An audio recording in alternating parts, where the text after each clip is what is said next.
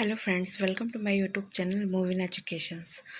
तो मैं बहुत टाइम बाद आ रही हूँ, ये मुझे पता है अच्छे से। तो आज हम लोग का जो टॉपिक है, इससे पहले मैंने जो टॉपिक लिया था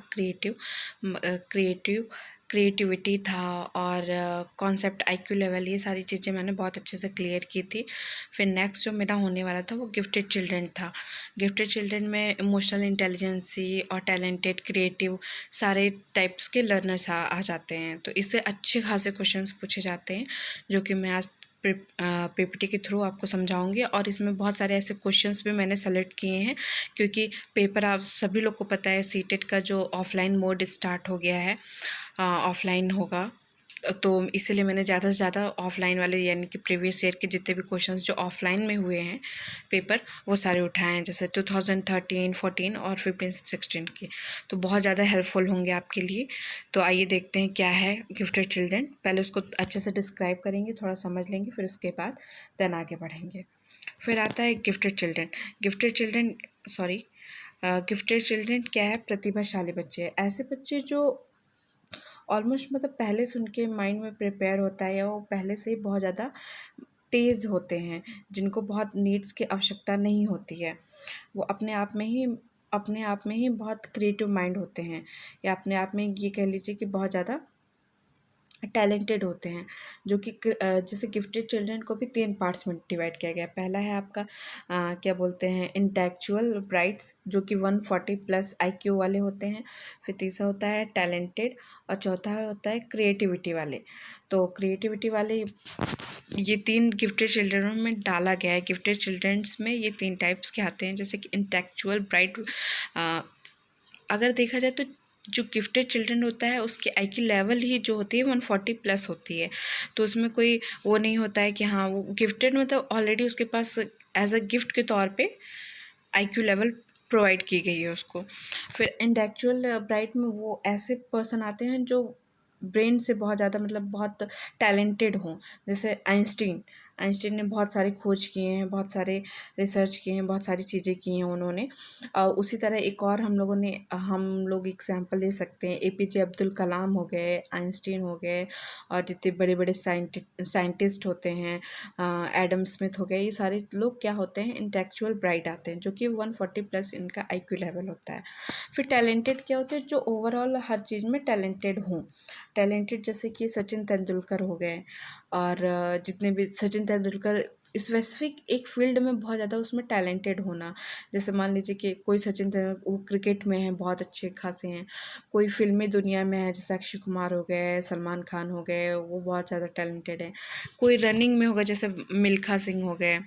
कोई स्विमर होंगे, कोई मतलब स्पोर्ट्स में होगा, कोई स्टडीज़ में होगा, कोई स्पेसिफिक स्टडीज़, जैसे कि कोई एक मैथमेटिशियन हो सकता है। ये सारे क्या होंगे, वो टैलेंटेड कैटेगरी में आएंगे। और क्रिएटिव, ऐसे लोग जो बहुत क्रिएटिव माइंड के हों, जो बहुत अच्छे से चीज़ों को क्रिएट कर सकते हो, या अपने आप में एक अलग ही क्रिएटिविटी करते हो। जैसे एम एफ हुसैन हो गए, और बहुत सारे म्यूज़िक वाले हो गए, जो कि म्यूज़िक में इसलिए रख सकते हैं क्योंकि म्यूज़िक में भी बहुत सारे ऐसे वर्ड्स वगैरह चूज़ करने होते हैं। म्यूज़िक कौन सा सेलेक्ट करना है, कौन सा नहीं करना है। क्रिएटिव माइंड मैंने इससे पहले आपको बताया हुआ है, बहुत अच्छा होता है। जैसे कि सबका अपना अपना एक क्रिएटिविटी होता है, कुछ ना कुछ डिफरेंट करने का। तो ये 3 जो है वो आपका किस में आता है, गिफ्टेड चिल्ड्रन के अंतर्गत आता है। फिर क्या आता है हम लोगों का, जैसे गिफ्टेड चिल्ड्रन क्या है? गिफ्टेड चिल्ड्रन को समृद्ध पाठ्यचर्या, इनरिच्ड कैरिकुलम इन की आवश्यकता होती है, जिसमें उनके इंटरेस्ट के अकॉर्डिंग चैलेंजिंग टास्क कंटेंट होते हैं। मतलब ये कह लीजिए कि जो आपका क्या बोलते हैं कि जो गिफ्टेड चिल्ड्रन होते हैं वो अपने आप में एक समृद्ध पाठ्यचर्या, हाँ, वो अपने आप में बहुत सारी चीज़ें, एक जो गिफ्टेड चिल्ड्रन वाला बच्चा होगा ऑलमोस्ट उसकी जो जानकारी होगी बहुत हाई लेवल की होगी। तो उसके लिए भी एक बेस्ट टीचर की आवश्यकता होगी, बेस्ट एजुकेशन की आवश्यकता होगी, बेस्ट बुक्स की आवश्यकता होगी। जैसे एक्स्ट्रा क्लासरूम इसके लिए प्रोवाइड किया जा सकता है, एक्स्ट्रा चीज़ें। गिफ्टेड चिल्ड्रन को ज़्यादा से ज़्यादा सोचने पे बहुत सारे चैलेंजिंग टास्क देना चाहिए कि हाँ, उसमें उसका माइंड काफ़ी अच्छे लेवल तक उठ पाए, और वो अपनी थॉट्स और फीलिंग को रख पाए। लेकिन इसके लिए गिफ्टेड चिल्ड्रन के लिए हमेशा उसकी आवश्यकता होती है, क्या बोलते हैं, एक बेस्ट टीचर की आवश्यकता होती है। फिर ये इंटेलेक्चुअल ब्राइड्स चूँकि HOTS higher order thinking skill जैसे कंटेंट चाहिए, मतलब कि जो ब्राइडल इंटेलेक्चुअल ब्राइड्स वाले बच्चे होते हैं उनके लिए बहुत हॉट्स यानी हायर ऑर्डर थिंकिंग वाले स्किल वाले कंटेंट चाहिए होंगे, जिनके लिए बहुत कंठस्थ सिलेबस तैयार होना चाहिए, बहुत कंठस्थ सारी चीज़ें होनी चाहिए। फिर नेक्स्ट देख लेते हैं क्या है। इंटेलेक्चुअल ब्राइड्स के एग्जांपल मैंने अभी जस्ट बताया, आइंस्टीन हो गया, एपीजे अब्दुल कलाम हो गया, ये सारे लोग क्या हो, इंटेलेक्चुअल ब्राइड हो गए, जो कि माइंड का हर एक खेल है। फिर नेक्स्ट देख लेते हैं। टैलेंटेड सचिन तेंदुलकर, अभी बताया मैंने, फिल्म इंडस्ट्री में भी बहुत हो गए, और क्या बोलते हैं जो अपने आप में एक फील्ड में बहुत ज़्यादा अच्छे खासे टैलेंटेड पर्सन हों, वो क्या है, टैलेंटेड कहलाएंगे। तो इसमें बहुत सारे लोग आ जाएंगे। अब नेक्स्ट देखते हैं क्रिएटिविटी, ये एम एफ हुसैन है। उसी तरह बहुत सारे लोग क्रिएटिव माइंड के होंगे, बहुत लोगों का डिफरेंट सोच होगा, बहुत सारी चीज़ें होंगी। तो ये सारी चीज़ें हैं। फिर नेक्स्ट देखते हैं। हाँ, ये क्या है आपका रेंजुली गिफ्टेड चिल्ड्रन, ये क्या है, इससे क्वेश्चंस आए हुए हैं, 1-2 नंबर के हमेशा आते ही आते हैं। तो रेंजुली गिफ्टेड चिल्ड्रन का मतलब ये है कि इन्होंने जो रेंजुली हैं उन्होंने 3 कैटेगरी बांटा है गिफ्टेड चिल्ड्रन का, जिसमें उच्च क्षमता यानी हाई एबिलिटी, उच्च रचनात्मकता यानी कि हाई क्रिएटिविटी, और उच्च प्रतिबद्धता यानी कि हाई कमिटेड, ये तीनों का जो मिक्सचर होता है वही हमारा रेंजुली कहलाता है। यानी कि ये अपने आप में ही बहुत बड़ा, उनका मानना था कि मतलब ये जो तीनों में, जैसे कि ये तीनों जिसमें होंगे वो इंसान बहुत ज़्यादा, मतलब एक तरीके से पूरा वो गिफ्टेड चिल्ड्रन का ही रूप होगा, क्योंकि हर किसी में उच्च क्षमता हाई एबिलिटी वाली चीज़ें नहीं होती हैं, वो बहुत ज़्यादा क्रिएटिव माइंड नहीं हो सकता है, वो बहुत ज़्यादा प्रतिबद्धता नहीं हो सकता है, कमिटमेंट नहीं हो सकता है, मतलब अपने बात पे एकदम अड़ा रहे कि नहीं हाँ मैं ये कर सकता हूँ या करके ही दिखाऊंगा, और हाई क्रिएटिव वाला, तो ये सारे का जो मिक्सचर होता है, यानी कि जो मिक्स होता है, वो हमारा रेंजुल का गिफ्टेड चिल्ड्रन कहलाता है। तो इस टाइप के क्वेश्चंस आए हुए हैं। इसको 3 रिंग मॉडल भी बोला जाता है, यानी कि 3 वित्तीय भी बोला जाता है। तो इससे रिलेटेड क्वेश्चन आए हुए हैं, जैसे इसमें समझ लीजिएगा उच्च क्षमता, high ability, high creativity, high commitment, ये तीनों का मिक्सचर होना चाहिए। नेक्स्ट देख लेते हैं। हाँ, ये क्वेश्चन पूछा गया है 2014 में, इसलिए मैंने इसको इंक्लूड किया हुआ है। रेंजुली प्रतिभाशाली की अपनी परिभाषा के लिए जाने जाते हैं, डैश डैश, मतलब अपनी परिभाषा के लिए क्या जाने जाते हैं, 4 पंक्तिय, 4 स्तरीय, त्रिवितीय या त्रिमुखीय। तो अभी हमने पढ़ा कि 4 मुखी तो नहीं होगा, 4 स्तरीय, अरे पंक्तिय नहीं होगा, 4 स्तरीय भी नहीं होगा, त्रिमुखीय भी नहीं होगा, त्रिवितीय होगा, यानी कि त्रिवितीय हमने पढ़ा है। तो त्रिवितीय इज़ द करेक्ट आंसर। ये 2014 में आया हुआ है पेपर में, तो प्लीज़ इसको बी सीरियस, क्योंकि ऑफलाइन मोड का है, मैंने सारा क्वेश्चन उठाया हुआ है। अभी आगे भी बहुत सारे क्वेश्चंस आएंगे। फिर नेक्स्ट देख लेते हैं, इमोशनल इंटेलिजेंस क्या होती है। बहुत सामवेगिक बुद्धि, जो इमोशनल इंटेलिजेंसी होती है कि वो अपने आप में इमोशनली, मतलब कह लीजिए कि अपने आप में जो इंसान बहुत थिंकिंग करता हो, ओवर थिंकिंग वाला हो, ओवर क्रिएटिव माइंड हो, मतलब अब इमोशनली हर एक चीज़ को इमोशन से रिलेट करके करता हो, तो वो सारी चीज़ें क्या होती हैं, इमोशनल इंटेलिजेंस से कहलाती है। जैसे कि वो बहुत अपने पढ़ाई को लेकर के बहुत ज़्यादा भावुक हो, या फिर उसका जो क्रिकेट में है तो वो अपने क्रिकेट को लेकर के बहुत ज़्यादा इमोशनल हो कि नहीं हाँ मुझे, मेरे लिए, उसको अगर उसके बारे में अगर कुछ बोल दिया जाए या क्रिकेट के बारे में कुछ बोल दिया जाए तो उसको बहुत बुरा लग जाता है, वो अपने इमोशंस पे ले सकता है। तो इस टाइप की जो होती है उसको इमोशनल इंटेलिजेंसी कहलाती है। सामवेगिक बुद्धि को सर्वप्रथम सॉल्वे एंड मार्वे ने इंट्रोड्यूस किया था। इन्होंने इंट्रोड्यूस किया था। इमोशनल इंटेलिजेंस नामक बुक को डैनियल गोलमेल ने लिखा था। ये 1 नंबर का क्वेश्चन आता है, तो इसको देख लीजिएगा। ये इमोशनल इंटेलिजेंस एक बुक है, बहुत अच्छी बुक है। तो फिर देख लेते हैं क्या है अरस्तु का वचन। अरस्तु ने इनके बारे में क्या एक तो कोट्स दिया था, क्वाइट्स, ये एक बार ऑफलाइन में पेपर में पूछा गया है, वो मेरे पास है नहीं, वरना मैं आपको ज़रूर दिखाती कि कोई भी किसी भी समय नाराज़ हो सकता है, इसमें कोई दिक्कत नहीं है। अर्थ है कि हम अपने इमोशंस को कंट्रोल कर पाएँ और सही जगह पर, सही समय पर, सही तरीके से, सही मात्रा में यूज़ कर पाएँ। इसको ही इमोशनल इंटेलिजेंस कहते हैं। सीधा फंडा कि जो हमारे इमोशंस होते हैं, हमें अपने इमोशंस को कंट्रोल करना चाहिए। हर कहीं भी मतलब नहीं प्रेज़ेंट करना चाहिए, या फिर कोई आपकी हॉबीज़ को या फिर किसी चीज़ को बुरा भला कहे तो आप तुरंत ही उस पे रिएक्ट करें, तो वो चीज़ नहीं करनी चाहिए। अपने इमोशंस को कंट्रोल करना चाहिए, उसको सही समय और सही तरीके पे जवाब देना चाहिए या फिर करके दिखाना चाहिए।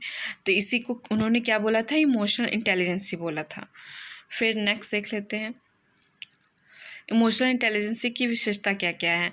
तो जो विशेषताएं हैं, जो मेनली यूजेस हैं या जो विशेषताएं हैं, वो क्या है, social skill, self awareness, motivations, empathy, self relegation.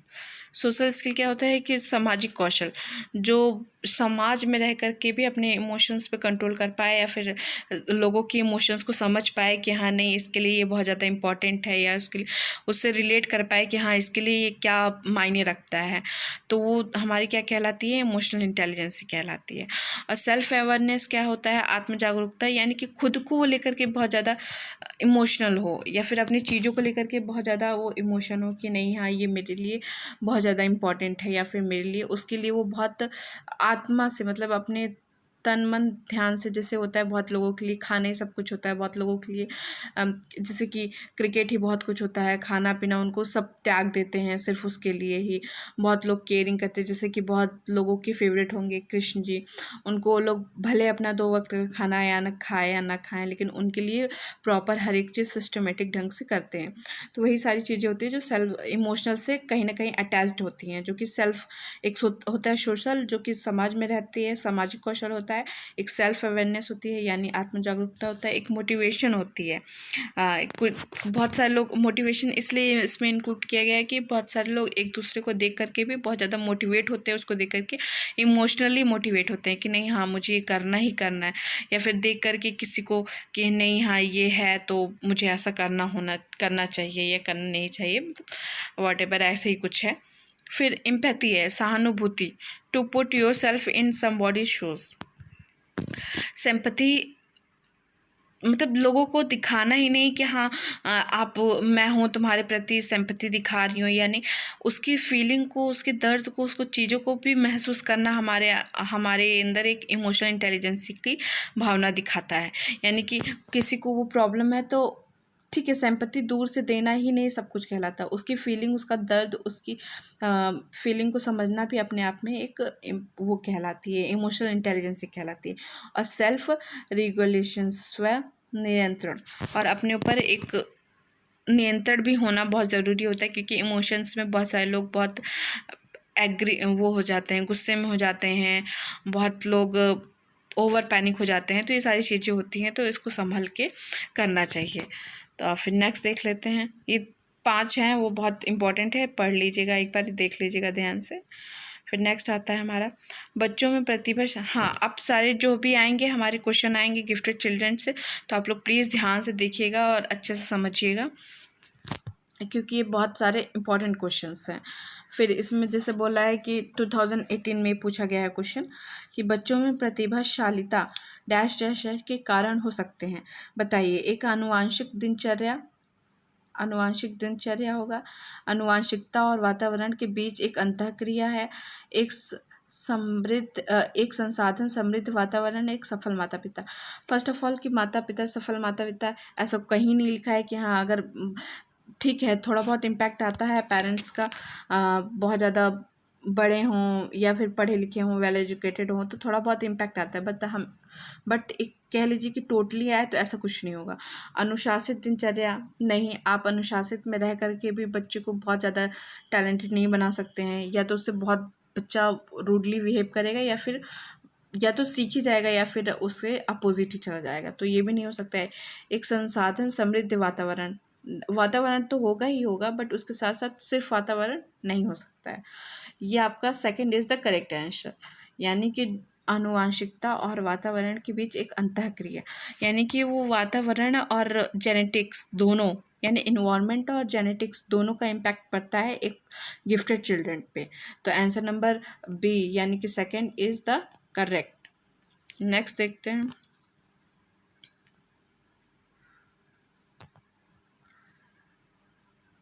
अलग अलग सोच वाले पैटर्न उन बच्चों की पहचान करता है। ये 2018 में आया, पेपर 1 में पूछा गया है।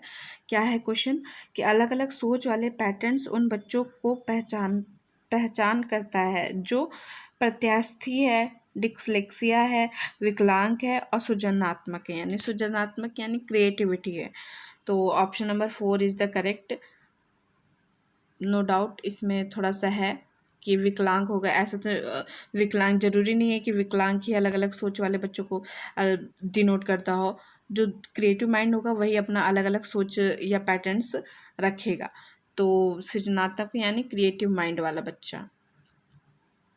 ठीक, तो क्रिएटिव माइंड वाला ही बच्चा अलग अलग सोच अपनी है। तो answer number 4 is the correct. फिर नेक्स्ट देख लेते हैं। किसी संवेदनशील बच्चों में निम्नलिखित विशेषताएं होती हैं। ये सीटेट 2016 में पूछा गया है और ये क्या है देख लेते हैं। किसी संवेदनशील बच्चों में निम्नलिखित विशेषता होती हैं। पहला, समस्या समाधान के प्रति ऋणोपगम, रटकर याद करने की योग्यता, दिए गए नियमों और मानकों के प्रति समरूपता, मौलिक विचार और अभिव्यक्ति।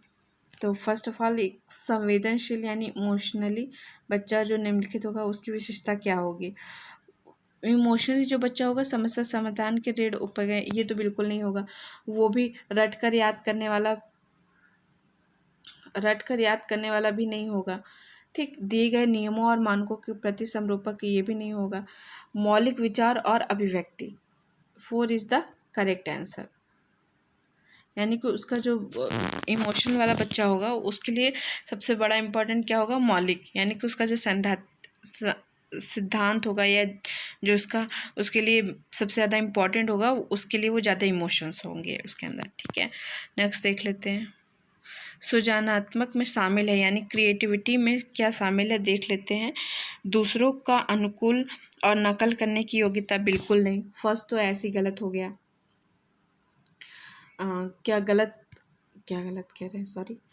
फर्स्ट तो बिल्कुल गलत हो गया क्योंकि उसमें तो कहीं लिखा नहीं है। ठीक है, फिर दूसरा, अभिसारी चिंतन की योग्यता ये भी नहीं होगा। लंबे अनुच्छेदों और अंकों को क्रमवार याद करने की योग्यता ये भी नहीं होगा। Sorry, B is the correct answer. ठीक, ये बी करेक्ट होगा।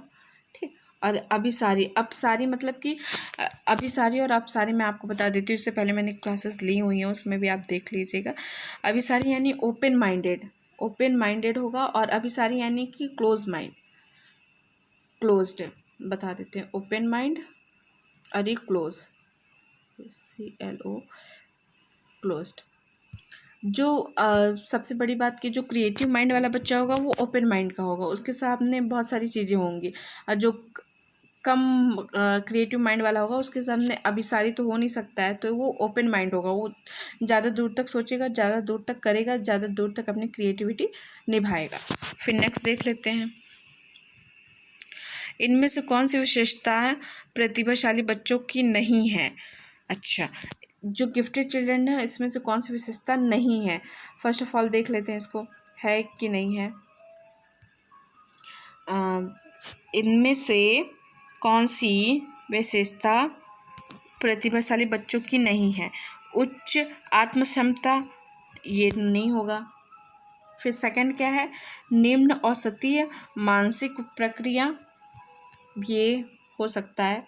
आगे देखते हैं, अंतःदृष्टिपूर्वक समस्याओं का समाधान करना ना। उच्च श्रेणी की मानसिक प्रक्रिया बिल्कुल नहीं। इसमें आप क्वेश्चन समझिए क्या बोला है। इसमें से कौन सी विशेषता प्रतिभाशाली बच्चों को की नहीं है, यानी कि उच्च आत्म क्षमता तो होगी ही उनके अंदर। अंतर्दृष्टिपूर्वक समस्याओं का समाधान वो भी कर सकते हैं।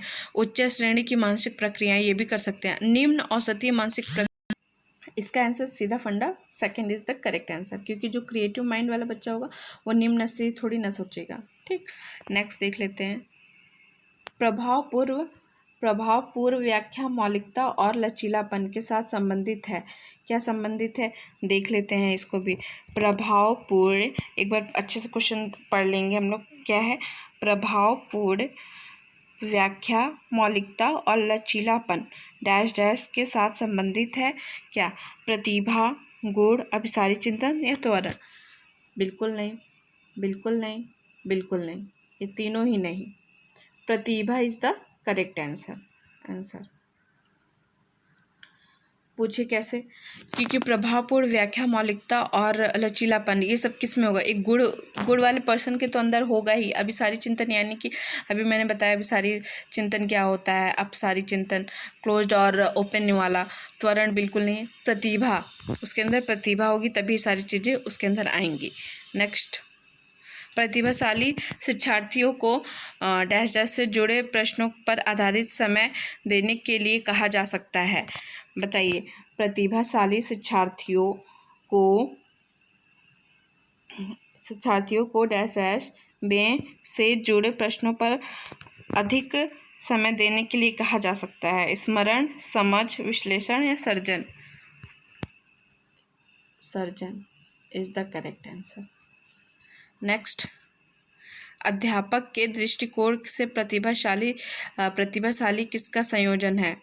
उच्च, अच्छा ये आपको अच्छे से पता होना चाहिए कि ये मैंने अभी बताया था, एक प्रतिभाशाली गिफ्टेड चिल्ड्रन का वो जो त्रिआयामी वाला मैंने बताया था उसी से रिलेटेड है। हाई एबिलिटी होनी चाहिए उसके अंदर, ठीक है, हाई क्रिएटिविटी भी होनी चाहिए और हाई वो भी होना चाहिए वचनबद्धता, यानी कि हाई एबिलिटी, उच्च क्षमता, यानी नहीं उच्च सृजनात्मकता और उच्च वचनबद्धता, यानी first is the correct answer. High ability, high creativity, high commitment, ठीक, first is the correct answer. ये थ्री वाला बताया था मैंने आपको ना, जिसमें ये तीनों होता है, और ये तुम्हारा ये आपका उसमें होता है रेंजुली त्रिय भूमि वाला जो बताया था। नेक्स्ट देख लेते हैं, प्रतिभाशाली शिक्षार्थियों के लिए, जो प्रतिभाशाली शिक्षार्थी हैं उनके लिए क्या होना चाहिए, देख लेते हैं। ये भी बहुत अच्छा क्वेश्चन है। प्रतिभाशाली शिक्षार्थियों के लिए क्या होना चाहिए? क्या है क्वेश्चन? अभिक्षमता को कौशल के रूप में समझना सही है। प्रगति के निरीक्षण करने की आवश्यकता नहीं है। शिक्षक को समायोजन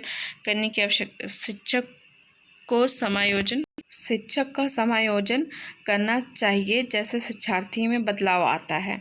शिक्षक को पहल करनी चाहिए और समस्या समाधान में मुख्य भूमिका निभानी चाहिए। फर्स्ट ऑफ ऑल, अभी क्षमता का कौशल के रूप में समझना चाहिए, ये नहीं होगा।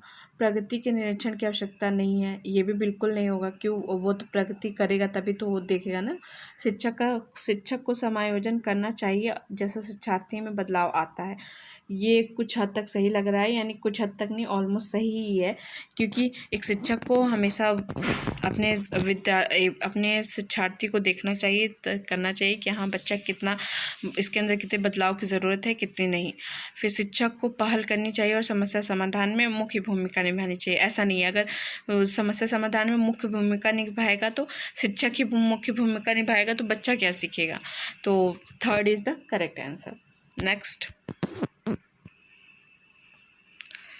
डैश डैश के कारण प्रतिभाशाली होती हैं। अच्छा, तो इसमें बताइए कि किस वजह से बच्चा प्रतिभाशाली ज़्यादा होता है, प्रतिभाशाली होती हैं? मनोसामाजिक कारणों से, आनुवंशिक रचना से, वातावरणीय अभिप्रेरणा से। फर्स्ट ऑफ ऑल कि प्रतिभाशाली, मुझे जहाँ तक आंसर लगता है ये answer number 4 is the correct answer. But book में जो आंसर दिया हुआ है, यानी कि जो आपका आयोग मानता है या फिर जो ये एग्ज़ाम कंडक्ट कराते हैं, वो वातावरणीय अभिप्रेरणा को ही मानते हैं, जबकि ऐसा कुछ नहीं है। प्रतिभाशाली गिफ्टेड के लिए ये दोनों होना ज़रूरी है। या फिर ये भी कहा जा सकता है कि वातावरणीय अभिप्रेरण इज़ द करेक्ट, क्योंकि बाहर आकर के बच्चा बहुत सारी चीज़ें सीखेगा तभी वो गिफ्टेड चिल्ड्रन कहलाएगा। तो आप लोग इसमें कंफ्यूज ना हो, इसमें आप लोग थर्ड ही इज़ द करेक्ट आंसर होगा, थर्ड आंसर।